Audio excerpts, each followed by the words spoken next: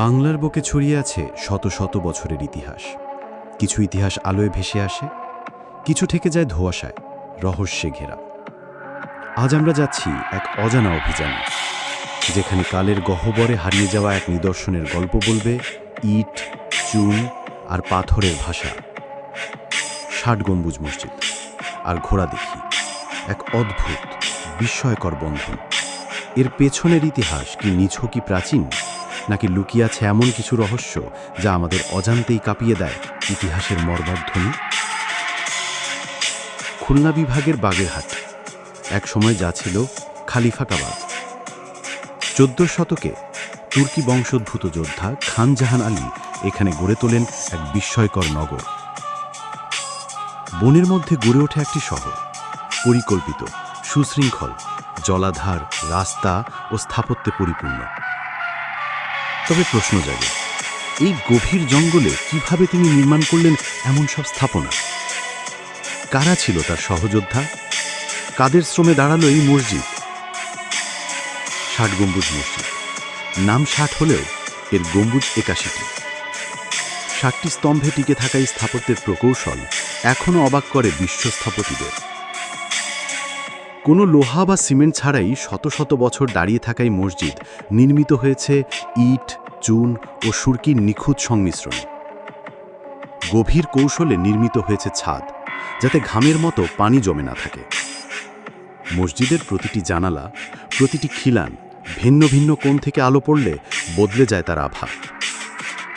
একই সাথে নামাজের জায়গা, প্রশাসনিক কার্যালয় আর যুদ্ধকালীন দুর্গ, এক অলৌকিক সংমিশ্রণ। কিন্তু এত বিশাল নির্মাণের জল কিভাবে এসেছে এখানে? ঘোড়া দিঘি মসজিদের উত্তর পূর্বে অবস্থিত এক বিশাল জলাধার। লোককথা বলে খান জাহান আলী নিজ ঘোড়া ছেড়ে দিয়েছিলেন। যেখানে ঘোড়া থেমেছিল সেখানেই খনন হয় দিঘি। তবে বাস্তবে এই দিঘি শুধুই পানি সংরক্ষণের ব্যবস্থা ছিল না, বরং বিশুদ্ধ পানির উৎস, স্নানঘাট, নৌকাযান রাখার স্থান, এমনকি ভূগর্ভস্থ চ্যানেলের মাধ্যমে মসজিদে পানি পৌঁছানোর প্রযুক্তিও এতে লুকিয়েছিল। আজকের দিনে যেটি টানেল ড্রেনেজ সিস্টেম বলে চিনি আমরা, এই মসজিদ নির্মাণে ব্যবহার হয়েছিল এমন সব ইঞ্জিনিয়ারিং কৌশল যা আধুনিক সময়েও বিস্ময় জাগায়। কিছু গবেষক বলছেন এখানে আছে রোমান স্থাপত্যের ছাপ, আবার কেউ বলেন পার্সিয়ান শৈলী। তবে স্থানীয়দের বিশ্বাস এটি এক রাতে বানিয়েছিলেন জিন। অনেকে বলেন মসজিদের দেয়ালে মাঝে মাঝে অদ্ভুত শব্দ শোনা যায়, কিছু ছবি রাতে বদলে যায়। গল্প নাকি কোনো লুকিয়ে থাকা রহস্য? শুধু ইতিহাস জানলেই কি ব্যাখ্যা পাওয়া যায় সবকিছু? খান জাহান আলীর নামে প্রচলিত আছে বহু কিংবদন্তি। লোককথায় বলা হয় তিনি ছিলেন অলৌকিক শক্তির অধিকারী। সাপ ও বাঘকে তিনি করতেন বশ, ঘোড়ায় চড়ে পাড়ি দিতেন বনের ভেতর এক নিমেষে। কিন্তু ঐতিহাসিক দলিল বলে তিনি ছিলেন দক্ষ প্রশাসক, প্রকৌশলী ও ধর্মপ্রচারক। তবে রহস্য থেকেই যায়, তার মাজারের চারপাশে কেন পানির ধারা এখনও স্রোতস্বিনী, যেখানে আশেপাশের সবই শুকনো?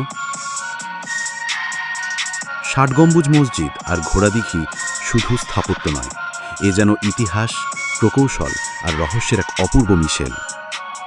প্রতিটি ইট যেন বলে ওঠে, জানো কি আমি কিভাবে এসেছি এখানে? এমন কিছু প্রশ্ন আছে যার উত্তর শুধু অনুভবে, বিশ্লেষণে নয়, হয়তো বিশ্বাসে। তবু আমরা প্রশ্ন করি, জানার চেষ্টা করি, কারণ সেখানেই তো লুকিয়ে আছে মানব সভ্যতার আসল সৌন্দর্য। আপনি যদি ভালোবেসে থাকেন ইতিহাসের গন্ধ, রহস্যের ছোঁয়া আর বিস্ময়ের গল্প, তাহলে আমাদের চ্যানেল সাবস্ক্রাইব করতে ভুলবেন না। আর হ্যাঁ, মনে রাখবেন, কাহিনী এখানেই শেষ নয়।